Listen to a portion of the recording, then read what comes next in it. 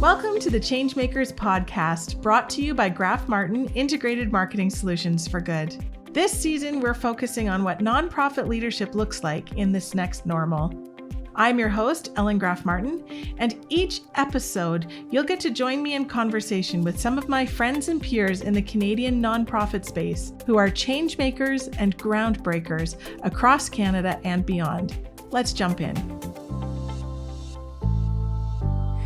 Gillian McShane, I am so excited and a little bit afraid to have you on the show today because you are my coach and you have been coaching me through this season. It was actually a total God's timing thing that we started coaching right before this season started. And so I'm so excited to introduce you to our listeners today. So welcome. Well, thank you. And you don't need to be afraid because there will be no secrets shared unless you reveal anything. This is good. This is very good. Yeah. And so, if I get a little bit too comfortable, then everyone just has fair warning. But I'm pretty comfortable with you, Gillian. So thank you. And likewise, it's such a pleasure to be with you. So Gillian, tell us who you are, what you do, and why you love it. Well, the complex Miss Gillian. I am a life coach and leadership coach. I do consulting as well with teams and in corporate workplaces. But my love is coming alongside individuals like you and learning what's going on with you, listening, doing a lot of listening, asking a lot of questions, and then helping you sort of push through what boundaries or obstacles it might be either visible to you or invisible to you that's keeping you stuck. So I love it because it's so relational. And I really believe that when a leader changes, the world changes. How so? Tell me, why do you believe that? Well, it's a trickle down, right? So good leadership always leads well. Sometimes it's a little bit bumpy, but when a leader is growing, the team is growing. And when a leader gets stagnant, when a leader gets stuck, everything sort of grinds to a halt and there's a bit of a discomfort. So when a leader is making strides, sometimes they're baby steps, sometimes they're leaps and bounds. The team is hopefully keeping up with them. And that can change entire organizations and it can change the fabric of how we live in our communities and our families and in our world.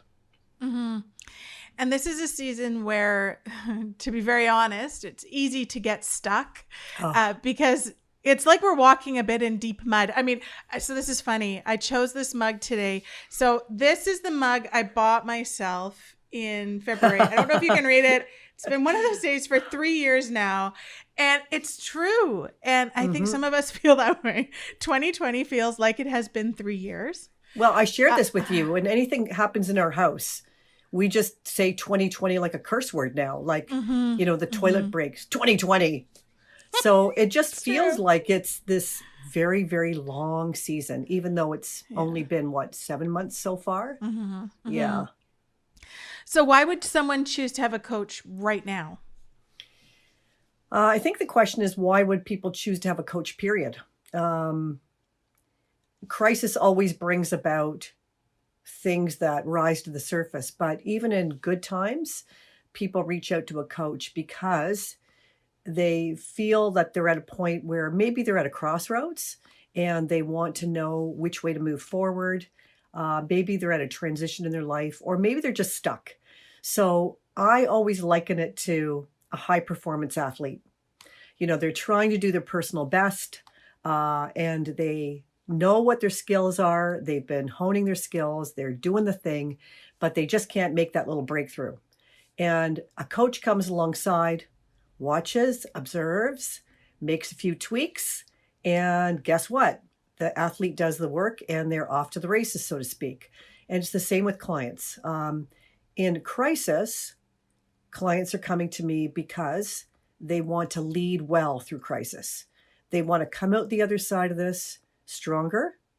They want to be a good leader through it, and they're trying their best. And sometimes they're coming to me and they've already had stress coming in pre-COVID, and they feel like they're on the edge of burnout. So some of those things are going on across the board. I have clients in Cambodia, Australia, Los Angeles, right in your backyard. And I'm hearing similar stories from all of them. And I know I came to you last fall because I was tired, like Yeah. worn out from juggling a lot of things. I think that there will be a lot of leaders, not only female leaders, but I think that uniquely female leaders carry a lot, especially when we are parenting, Yep. juggling those sorts of things, families, sandwich generation, Yeah. leading a team. So, I mean, that is what drove me to. Now, I'm so glad that I did at the right time. And I know what made it a fit is that you kind of had a unique view into my life because we share that we are both adoptive moms. That's and right. so we were able to talk about some of those. You understand my world in a very Yeah. unique way. So how do you choose a coach as a leader? So, I mean, our mutual friend, Dr. Mary, who is brilliant, said, you need to talk to Gillian. So she helped me find you. But how does someone find a coach, and how do they choose a coach for them? Ask for a referral, which is what happened with you, right? Dr. Mary pointed you towards me because she knew both of our personalities. And she knew I would push you, right? And she knows that I'll also keep you accountable, but I'll be grace-filled during it. When I was looking for a coach, this is years ago, I tested out a few coaches. I reached out to a few people. Coaches will always offer a discovery call. It's a great way of finding out if you're a fit. And if it doesn't feel like a fit, move on. But because it is a very intimate relationship and you want to be sure that you can be yourself and that you're going to be pushed adequately, but you don't want to be bullied. You don't want to be pampered. So you need to find somebody that's going to stretch you for sure, but you have to feel safe with that person. So good. So, okay, you have been coaching a lot of leaders in this time who have found you by the grace of God, who have found you. And you said that there are a lot of things that are common. So, and I may stick up my hand if some of these have come up with me. But what are you finding that leaders have in common right now that they need coaching with? Well, first of all, we're in crisis management. We're not just leading as per normal. We're not just trying to build our companies and build our teams. We're actually in crisis management. So the first thing a leader needs to realize is that it's a very different landscape. And a lot of self-compassion is needed when you're navigating new waters. Leaders, I'm hearing a lot of leaders kind of blaming and shaming themselves, and that is not going to be helpful on any front. We are all in new territory. And we're trying to find the data almost on an hour-by-hour basis that's going to lead into our leadership decisions. And so we have to have grace for ourselves. I think that leaders need to determine how much empathy they have for themselves in the season, how much empathy they have for their teams, because everyone's walking through this. And the stresses are, quite frankly, Ellen, I don't think that we realize the amount of stress that we're just handling. You and I, I'll be very vulnerable right now, but you and I had a coaching call last week and I had to cancel it because that day I felt my blood pressure was very high. I had this headache that wouldn't go away and I was concerned about my health. And I know it was a stress-related episode. Now, fortunately, it passed, but I was trying to dig deep, like what's stressing me out? Nothing's different today, but I think it was just the culmination. And I think for a lot of leaders, self-compassion for sure, empathy for yourself and for others, and also appropriate transparency and vulnerability with your teams. This is not the time to pretend the fake it till you make it leadership. This is the time to let your team know, hey, I don't have the answer to that, but let me work on that. Can we work on it together?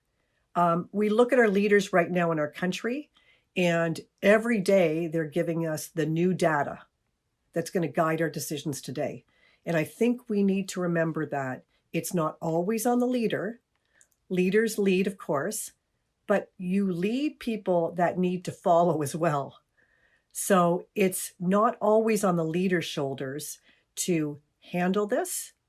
I'm telling leaders, if you don't have a chain of command right now in your leadership throughout your organization, today is the day to do that. Because if you as a leader become incapacitated, who's going to be the next one who's going to step in? Mm-hmm. And Ellen, you would be surprised how many leaders do not have that. Mm. They think they do, but they actually don't. So that's a good thing to start working on right away. Mm-hmm. It will help with this current crisis, and it will also help in the future for anything else that might happen. Mm-hmm.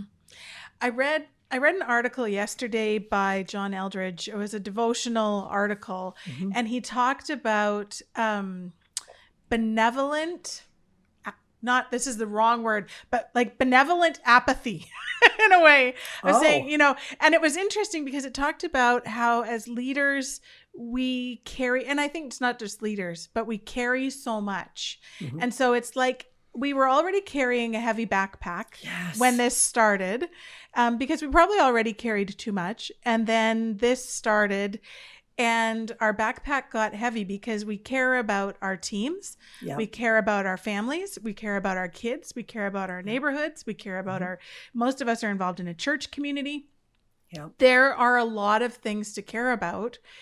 And to be frank, leaders are often leaders because they are the ones who will step in and do something about it. That's right. So our backpacks are heavy. So what would you say, I guess, to those leaders? I know for me, I'm like, how do I let go of this backpack? I realize it's too heavy. I'm tired. I was tired when 2020 started, and I'm weary now. So what do you say? Because I'm guessing I'm not the only weary leader out there. No, you're not. And I'm glad that you were able to articulate that you were already weary going into it. Mm-hmm. Because that is a key place to start. So my big concern right now is leaders like you who were probably already over their capacity prior to COVID. And maybe they were on the edge of burnout then. And now they've got this whole other layer going on in their personal lives and again, in their businesses and communities. And we can't just go to church on Sunday and sort of get our tank filled up with all our relationships and things. And that's another whole layer. So I'm going to offer your listeners a great tool that they can actually, it's kind of a baseline for us. It's gathering the data on ourselves. So it will tell you where you're in danger, whether it's mentally, physically, emotionally, spiritually. And so I'm going to offer that as a gift to your listeners so they can do a check-in with themselves. We always say that a leader can't give what they don't have.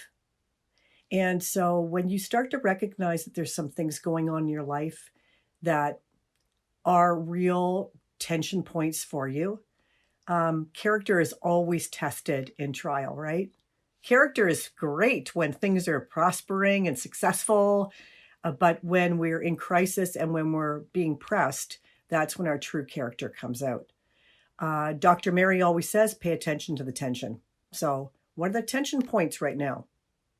One of my tension points right now is navigating this virtual world in my home where the internet is tapped out sometimes because my hubby and I are both doing Zoom stuff. And it's a frustration. And I can find myself getting short about that. And instead of just going, okay, Gillian, it is what it is. We need to do a better juggling thing. But for your listeners, if you feel that you were already in burnout, you're kind of in dangerous ground. And the goal is to get you back to a healthy place. And it's going to take some time. And so be really patient with yourself. Have a lot of empathy for self. And Ellen, you have very trusted friends who I know you lean into. There are a lot of lonely leaders out there. They don't have that network, probably because they've been running at such a high pace. They haven't taken the time to develop it. So for leaders, you need a couple of trusted people in your corner who you can just be vulnerable with, who you can shed a few tears with, who you can like spill it and just get it out. You're going to need that. This isn't over. And I want leaders to be coming out of it with some fruit. I want them to have more empathy. I want them to have a more vulnerable, appropriately vulnerable life, more transparent. Certainly, I want them to be building resilience during this time. But you can't build those things if you're already kind of fractured. Mm-hmm. So let's find out where you're at and then, take the necessary steps, whether it's seeing a therapist, getting a good health check and changing some things up. Sleep is such an important thing right now. I saw John Acuff, he put something on yesterday about his sleep that's like a rock, and then the other nights he stays up awake. And we're all doing that right now. So for those leaders who are struggling with something like that, start to do the necessary adjustments for that right now. Mm-hmm. That's so good. And if you can't find that friend right away, find a coach. Very honestly. Yes. I mean, Gillian and we've had to work through some things together. Mm-hmm. There have been tears. There has been frustration. There's been all of those things, but it's a transparent, safe space because I know that Gillian is for me and I know you're for me. And so I would say to a leader that doesn't have that friend right now, start with a coach. And at least you can start getting the stuff out, which may get you to a healthier spot to be able to connect with a friend. So, I mean, that's a small piece, but you can pay someone right now to help you through this lonely time. Is that fair? That is very fair. And I want to really make it clear to your listeners, too, that I'm not a therapist. I'm a coach. So a therapist looks at your history and your past. A coach looks where you're at and your future, because we want you moving forward. So some of your leaders that are listening might need both a therapist and a coach. And some people might need to start with therapy first. But I would really encourage you. I have a Labrador Retriever. I do not try and do veterinary care for my lab on my own. I take him to the vet when he's not feeling well. I need an expert. And I think sometimes Christians believe that I can just pray about it, have people pray about it, but you need some people who are gifted in an area of expertise like therapy to walk you through some things. So reach out. It is probably one of the most sacred things you'll do. Mm-hmm. So good. And the things that have been coming up in this season as we have been interviewing, or as I have been interviewing and getting to talk with some incredible people. One that came up was fear, that leaders are like, I'm afraid too. I don't know what's going on either. I'm afraid. The other was, I want to quit. I think these are common. So I'm afraid, I want to quit. And I think the third is, and it wasn't said this way, but it's kind of like that, I don't know what I'm doing either. And so that came up in that, the 5-year plan that every board likes to have. Oh yeah. It's out the window now. It's a 3-month plan. And so, this idea of, so what do you say to the leader who, number one, is afraid right now? Sure. Well, what are you afraid of? Like, name it. Just name it. Are you afraid of failure? Are you afraid of getting sick yourself? Are you afraid because there's so much on your shoulders that if you got sick, who would take over for you? Again, back to that chain of command, right? And crisis management. So what are you actually afraid of? I will tell you, as an Enneagram 8, my big fear is lack of control. Well, hello.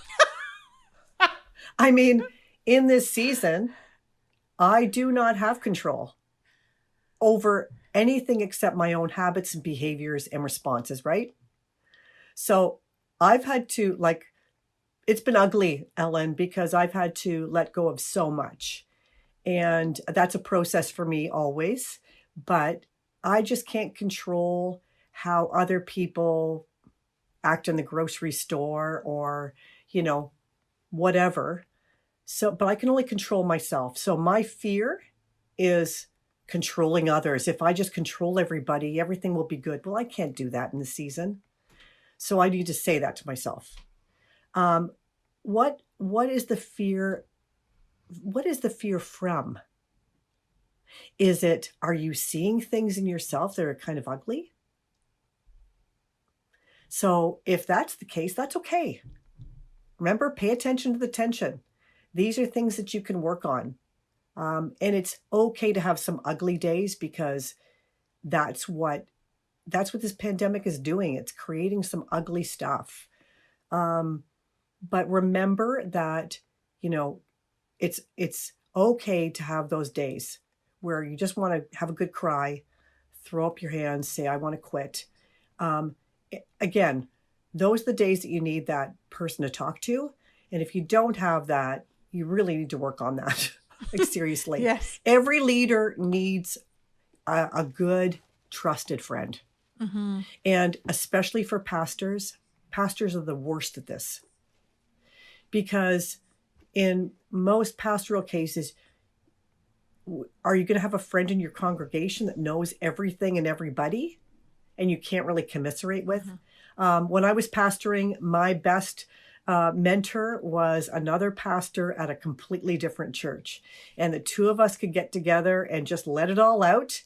And we could walk away feeling like we just had a nice shower and, good. Support each other. But we weren't in each other's life every day. So for pastors, you need to have somebody that's trusted. And it's scary, but you need to do it. Are you a nonprofit leader passionate about your organization's mission but unsure how to communicate it effectively? Do you wish your communications budget went further, that your development and communications teams worked better together, or that you had a stronger plan to find new supporters? At Graf-Martin Integrated Marketing Solutions for Good, we get it.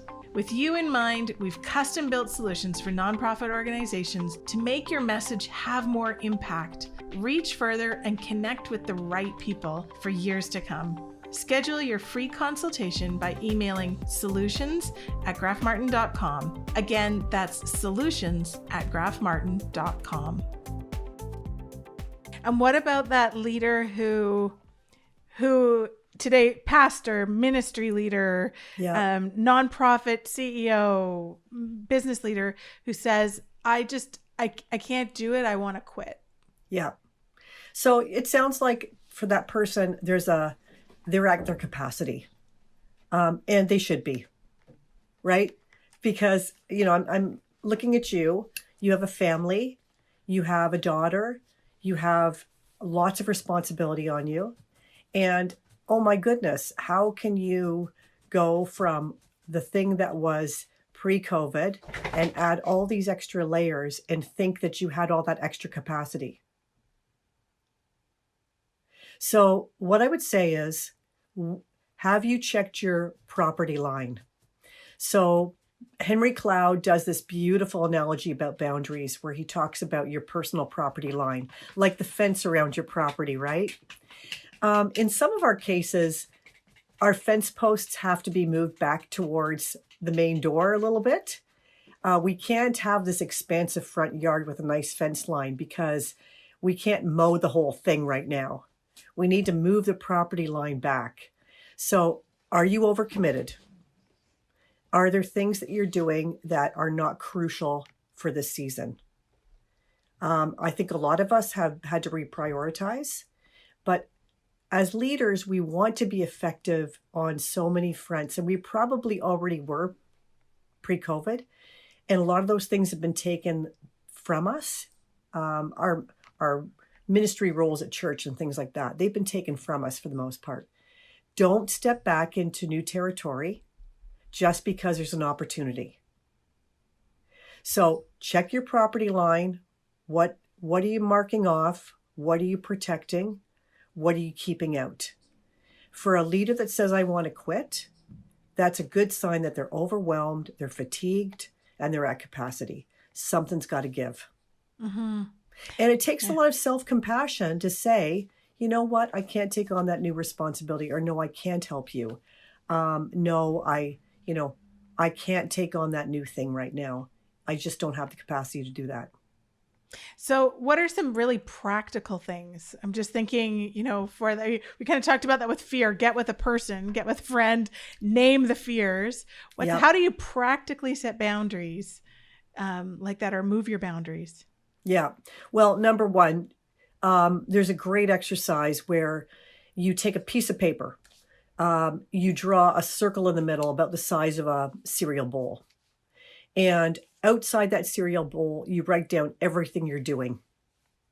So whether you're a board member, whether you're leading your organization, you're doing a class online, whatever it is, write down all your responsibilities, everything that you kind of do in the course of a day or a week. You drive your kid to school, you manage the groceries, all that stuff.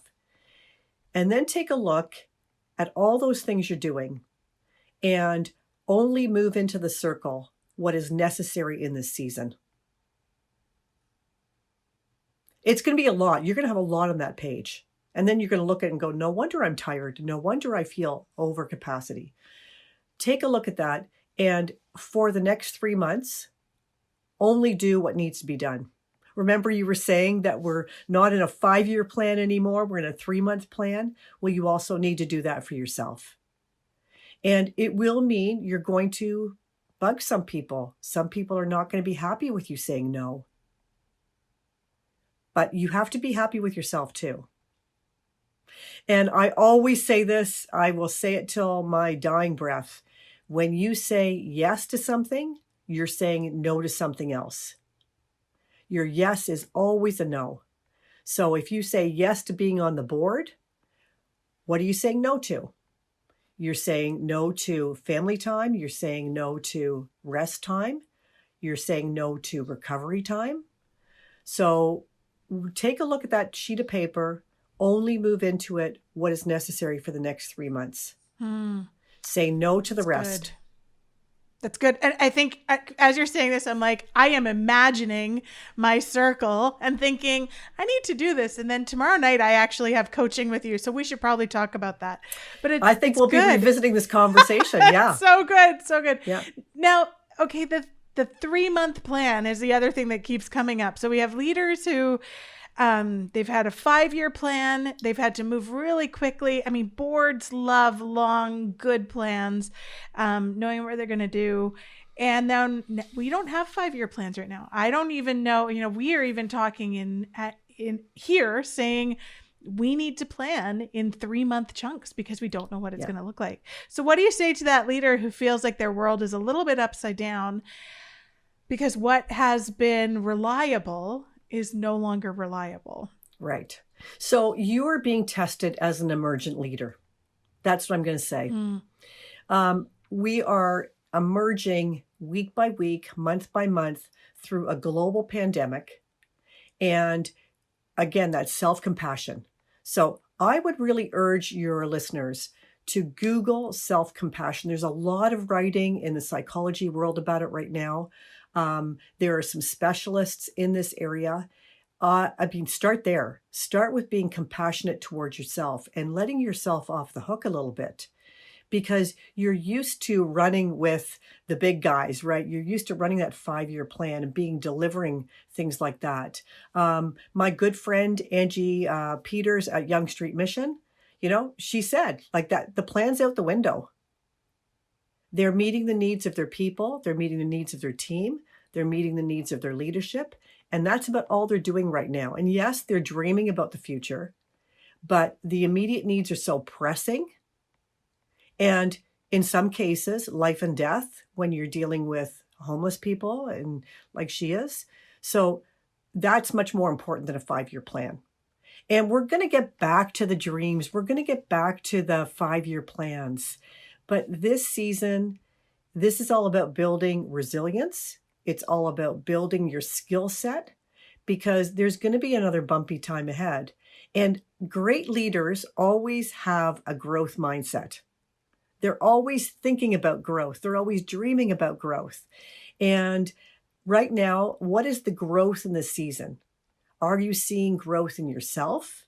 Hey, you're still in the game. Like, you got up this morning and you're in front of a podcast microphone. You're still in it. Like, you're surviving. You're doing well.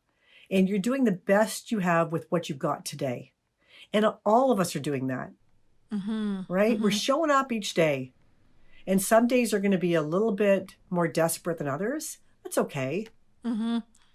So don't be putting unnecessary pressure on yourself for these deliverables that are not necessary in this particular season. And I think, in our home, there's something called the Umbrella Project that my daughter's involved in at her school. And we call them your umbrella skills, which are resilience, growth mindset. I'm trying to think of gratitude, kindness. If anyone wants to look it up, it's the Umbrella Project. But they talk about that, those become your umbrella in the storm, and it's true. I'm seeing them that gratitude, for example, is an enormous skill right now. So everything is not horrible, even though sometimes it feels like it. And some of the people that I talk to, they're just grateful that they don't have to travel so much anymore. That's right. But that phrase, there's always something to be thankful for. I think that is so true, that even in this season, we have so much to be grateful for. And so that gratitude actually is a huge umbrella skill right now. It's interesting because Dr. Mary and I did a podcast episode on both growth mindset versus fixed mindset and gratitude. There's so much research going on in these areas right now. Resilience is going to be the buzzword for the next decade. So much good scientific research going into that area. But with gratitude, one of the things that happens with gratitude, so this is why it's so important. So when Ellen wakes up in the morning and she's sitting having her tea and she's thinking about the things she's grateful for, what ends up happening is there's two kind of neurotransmitters that are being tapped into in your brain. They're called serotonin and dopamine. And these are the feel-good neurotransmitters. They actually make you feel more positive. They actually elicit a sense of hope. And what they do is when they take over, our stress hormones actually decrease. So in the morning when we're practicing gratitude, we're actually doing this thing in our brain that is having a major effect on us physiologically as well. It affects our heart rate, it affects our endocrine systems, all kinds of things that are going on within us. So we're actually giving ourselves this huge boost. But what happens over time is when we're tapping into these neurotransmitters is we're rewiring our brain. Isn't that fascinating? That's amazing. It is. So this practice of gratitude, and I think it's why scripture is so clear, right? Rejoice in the Lord always. Again, I say rejoice. Be anxious for nothing, but with everything through prayer and supplication, with thanksgiving. With Thanksgiving, right? Yes. With Thanksgiving. So the Lord knew how we were wired, and he knows how our brains work. And he's helping us to see that when we come at life with an attitude of gratitude, it's actually giving us these things in our body which we need as leaders and as parents and as people in the world. But also we're rewiring our brain for the long term, and that's huge. Well, and I have been thinking that, the 3-month plan versus the 5-year plan allows us to be much more present. Yes. And, in my brain, I'm thinking, how do we turn to being thankful for what we have right now rather than what we are hoping for in the next 5 years. And so, yes, I do think, my brain, and I just even said this morning to our lead team, is I'm always thinking, how do I stay in this for the long run? And how do we stay in this as an organization for the long run? And part of that right now is being grateful for what we've got and being present right now so that we're in it in the long run. And when we start to be thankful for these things and we realize that this is we're in for 3 months, I think there's a lot of things that we can innovate that we wouldn't normally try if we were married to a 5-year plan. This is a great time for innovation. I'm loving what I'm hearing from teachers, how they're taking this awful situation in the classroom and they're becoming innovative. I was listening to a teacher the other day. She was talking about going to Home Depot and getting some pails and creating instruments out of PVC piping and pails for her music class because they were the things that she could wash at the end of the day. And I was thinking, I want to be in that class. I want to be in a class of innovation, of a growth mindset, that's seeing that we can still do things differently and have fun with it. And it's not going to be perfect. And that's okay. Yeah. And I think innovation is key. We actually have the opportunity to innovate right now. But, most people, when they think innovation, they don't think buckets from Home Depot and PVC pipe. They think I need to have this great grand idea. And maybe it's okay that it's just PVC pipe and buckets from Home Depot are your innovation right now.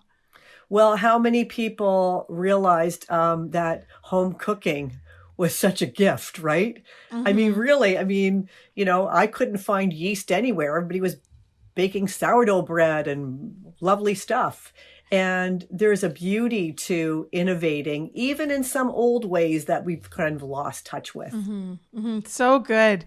Now, okay, so I'm just thinking to make this super practical. If anyone's taking notes, what are some of the key questions that you're asking leaders right now?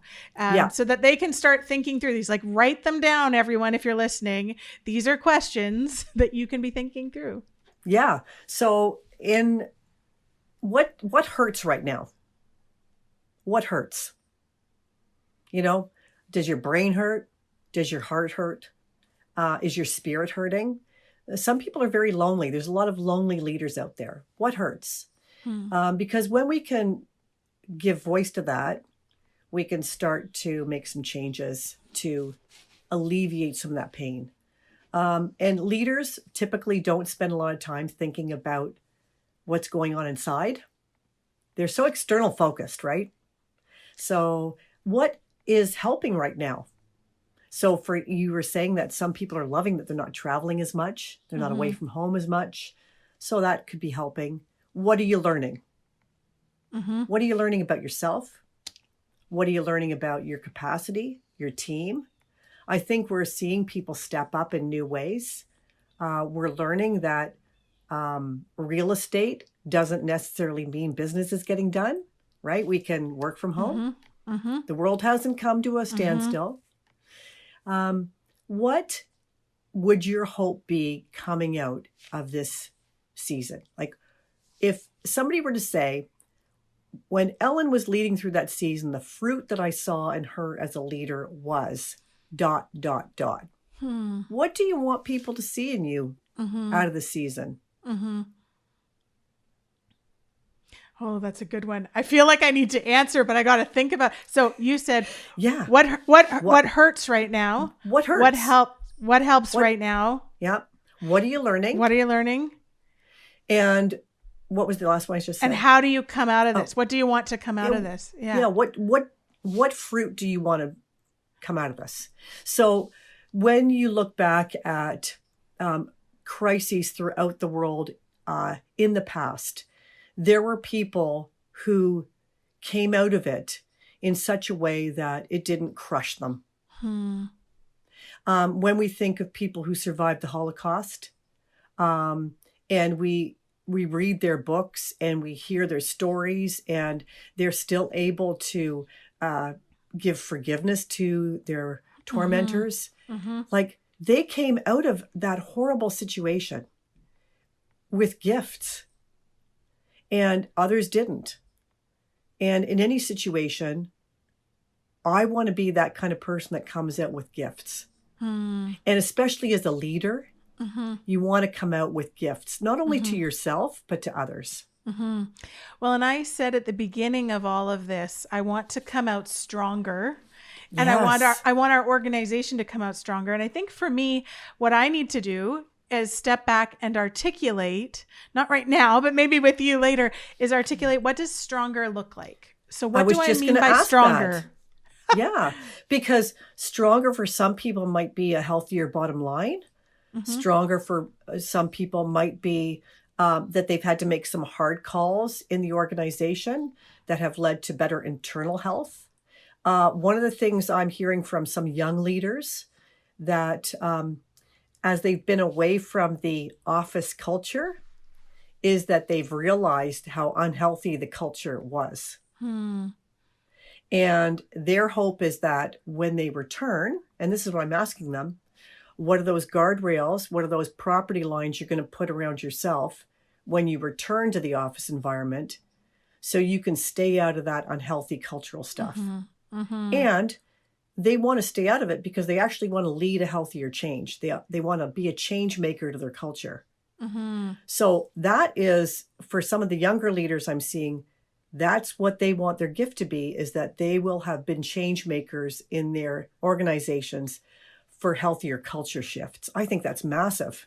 Oh, it is. That is so encouraging, actually. It is. That's enormously encouraging. Now, okay, here, what have you learned? Now, this is going to turn the table a little bit. What have you learned about yourself during this season? Well, I told you already that I love control. Yes. So it's shown me what a illusion my thought of control is. It's just an illusion, really. Yeah. So I've been learning a lot of the uglies in myself about control. That's not easy to say, but it's true. I've been learning that as an Enneagram 8, I'm also the product of immigrant parents. You know, I watched them rebuild their lives, and I'm used to just bucking up, right? Like just pulling up the socks and getting on with it. And I've realized in some of my downtime how little rest I give myself. And so I've given myself a lot of permission to read really stupid books, like just these mystery novels that, you know, they're not going to challenge me. They're not going to do anything. And I've given myself a lot of time to just dream a little. That's good. I've been doing some artistic things lately. I love photography. I've been taking my camera out and relearning what it feels like to hold a regular camera rather than my iPhone. And all the dials are 4. So that's been a little bit of fun.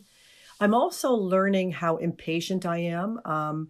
The first trip to the grocery store in COVID taught me that. Like, I was so stressed out, like I forgot something and there's one way down the aisle and I had to backtrack. And I think it took me 2 hours to do the grocery shopping. So I've learned a little bit about my patience level in my lack of tolerance for discomfort. And I think that might be something that North Americans are actually facing for the first time. Is our pain level is pretty low. Yeah, our pain tolerance is low and our pain level is high. And I think you're right. Our lack of patience with discomfort in this season. It's not a comfortable season. It's not. And I know, so you alluded to this, but you use the Enneagram with me in my coaching. It's really helpful. So you talked about the pain point for an 8. So I'm going to put you a little bit on the spot. Do you know the pain points for the 9 different types? You can start with me. I'm a 7. What is my fear? Or not pain point, you said fear. What is the fear for a 7? Well, the fear for the 7 is fear of missing out.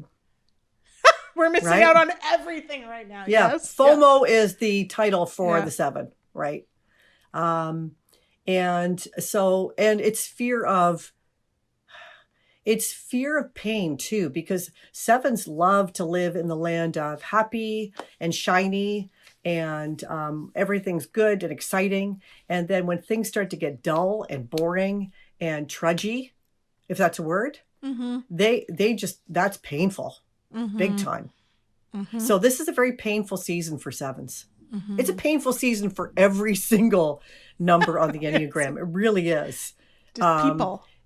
It really is. And Mary and I did a podcast episode specifically about that on season 1 towards the end. I think it's 33 or 34. So if people really want to tune, if they're interested in the Enneagram, that might be a really good one because we go through in detail for each number. Perfect. Because there are specific things that each number fears and avoids and all those things. So really helpful. So yes, we will include that in the show notes so that people can go back and use that. Now, is there anything else? Because I know like we are running out of time and I wish we could just do this forever.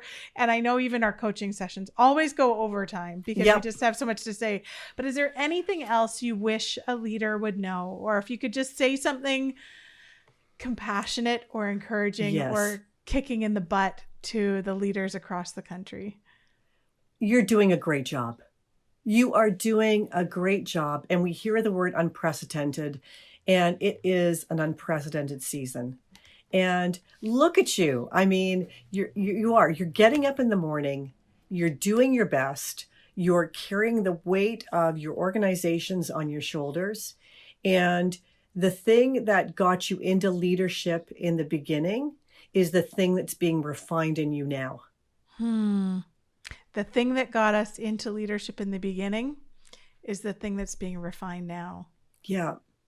You know, when we take fine metals, the only way we see the true beauty of it is in the refining, the fire purpose, right? The crushing. And nobody wants to hear those words. But you're being refined as a leader.